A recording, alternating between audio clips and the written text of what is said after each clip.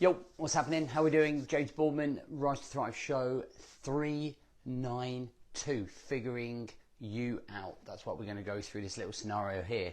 And this figuring you out process is something that happens. It can happen within seconds, minutes. Sometimes it takes some of us days, but it's trying to break down and understand when something happens, when there's a trigger, how we can break that down in our head to figure it out.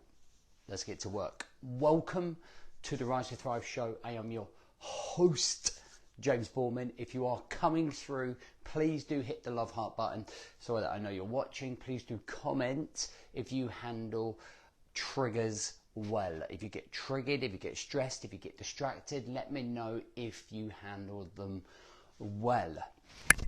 All right, so if you're just joining us, again, this is a structure, routine, a system to figuring you out when you get triggered, okay? When something happens and you get distracted, or something happens and you suddenly have that meltdown. So we're going to be able to go through this, and there is no right or wrong with this, and I think everybody is at a different level with this as well. But I think if we can get into this process, if we can take some of this awareness, some of this consideration that I'm going to show you, some of these considerations, then I think you might be able to handle it better, because handling triggers, handling stress, handling distractions is an everyday occurrence for everyone. Men, women, business owners, career-driven men, single parents, stay-at-home dads or mums, whatever it might be. We always get triggered, and sometimes we don't handle it so well. And when there's one trigger after another, it can be super turbo frustrating. All right, so let's go through it. First part is here, is the trigger. When you get triggered, right? When something happens, and the word or terminology trigger is like when something, boom, has affected your mindset, when it has disrupted the flow of the day, when it has disrupted your structure, your calmness, and has ruffled you, okay, internally here. Okay, and then suddenly it might make you angry, or it might make you frustrated, or it might make you upset, or it might make you jealous, whatever it might be. Okay, but it's usually going to trigger an emotion that you don't necessarily want to have. Okay, so from here, the first step, the first SOP, standard operating procedure, is to figure out how it is affecting you. Okay, and who else it is affecting because of how it's affecting you. Who else it is affecting due to how it's affecting you. So when this trigger happens, when something happens, how is it affecting you? Is it making your body all tense? Is it making you have brain fog? Is it making you feel anxiety? Is it making you feel frustrated? Is it making you feel chaotic? And then because of those emotions that are rising up and dominating our mind and our forefront and our chimp, who else is that affecting? Have you suddenly changed your mood around the kids, around your wife or your husband, or peers, staff, friends, family, whatever it might be? So how is it affecting you?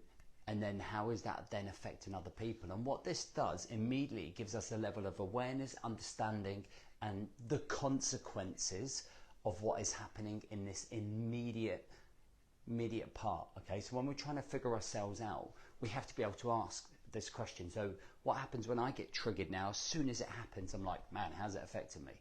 Okay, it's disrupted my flow of work, or it's disrupted my flow of family time. I feel kind of distracted, and I always use the analogy of you suddenly can be listening to your missus, where you're connected and you're engaged, or you just hear your missus. So actually you can hear her going on, but actually you're away with the fairies. And that's sometimes, I think, really, really important, because what we have to do is we have to be listening to the missus in terms of we have to be conscious, we have to understand. We can't just hear it. We can't just go, oh, I'm triggered. I don't know quite what it is, but I'm going to sulk for 2 days or 3 days or a week, or I'm going to have a bad week. This has to be as quickly as possible. The response to the trigger has to be quick. So if you think about 999, this is you calling 99 to yourself to understand, have that awareness, understanding, and recognize the consequences. Boom. So we've recognized the trigger. We know what the trigger is. We know how it's affecting us. We know what we've got to do. I'm just going to move that light to make sure we're moving. So now there's two questions that we have to ask ourselves. Do we have control of that thing that's triggered us, or don't we? So if we have control of it, we go straight up here and we've got to ask ourselves three questions. What can you do about it? When and how? And this is happening within, like, it could be minutes. Some people who are not as conditioned in here neurologically, this might be a day, this might be 2 days. But what we need to then straight away do, if it's in our control, what can I do? When can I do that? And how can I do it? So when you figure this out, when you're trying to figure these questions out, there are another two considerations. Is it a priority or is it a non-priority? So how we determine that, okay, will it overrun your mind for the rest of the day and you'll be unable to continue unless you deal with this trigger? So I would say that's a priority.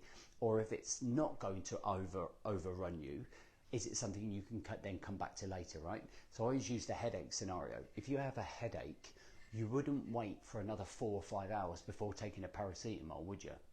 Okay, it's you would go and take paracetamol as soon as you got a headache to deal with the problem. So that's how I kind of look at this priority scenario. Okay, so if it's not, come back to it. If it is a priority and it is going to distract you and it is going to like disrupt for the rest of the day, we go, right, let's get to work and let's learn from it and let's do whatever we need to do. What, when, and how. Make sense? Okay, then we go the other way where there's no control. If we don't have any control over that trigger, if it's something that's happened from externally and there's nothing we can do about it other than react or take responsibility for the way that we react to that trigger, then we must reorganize ourselves. I often find that a good brain dump really helps in terms of, this is how I'm feeling, this is what I've got to do about it, this is what I don't have control over it. And what it is a conversation with yourself, i.e. communication and understanding about what is happening. And I often find that gives us a good level of perspective. So you can get perspective from doing fitness, going for a run, going for a walk. And I often feel that when we are triggered, if you have the ability, a really good thing to be able to do is go and clear your head. We always say, I've just got to go and clear my head, right?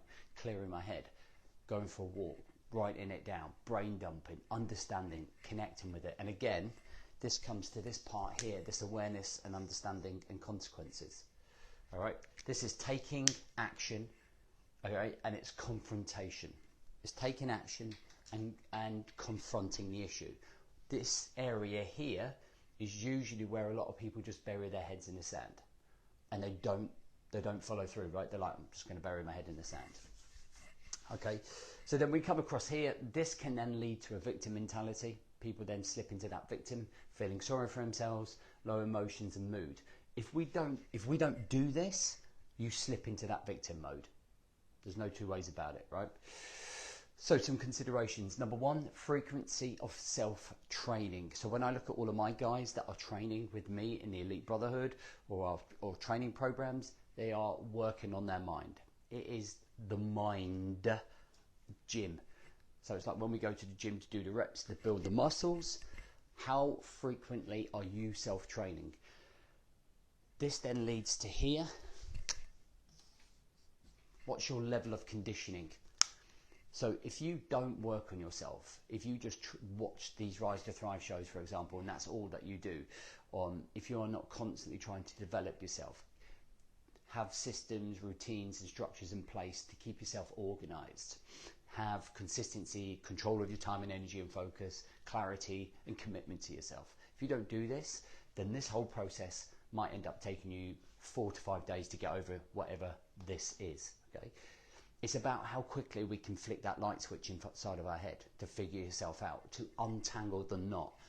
This creates that knot, right? So I have this, like my backup mic, right? When I put it in the bag, it gets tangled into a knot somehow. And that's what happens to our mind, is how quickly can we untangle it, unravel it, so that we can actually just move on with our day. All right? It's doing the reps when you're triggered. So that means that when this happens, we go through this system. We go, how quickly can you get through these points? How quickly can you figure this out? How quickly can you get this done? How quickly can you get this done? How quickly can we move through the stages to get ourselves out the other side, untangle the knot, all right? And then the hamster wheel of reaction. So again, this is kind of like, if you are always used to doing the same thing, reacting in the same way, then nothing will ever change. Okay, so if you ever get triggered and you suddenly go from triggered to victim, nothing will ever change for you. You are solely responsible for the way that you react to everything that happens in your life. You're not solely in charge of everything that happens to you. Some things you just can't stop, but it's how you react. And when you look at this structure, this routine, and this system to get out of that, is a game changer. All right, guys, hope this helps. If you don't already work with us and you want to, we're running a Get Up, Get Out 7-day experience next week, purely for members that have not worked with us for in the last 3 weeks, 3 months, and it's not for members who are with me already, because you've got your own program and stuff going on. All right, so you don't need that distraction. Have a cracking day. I'll see you Friday.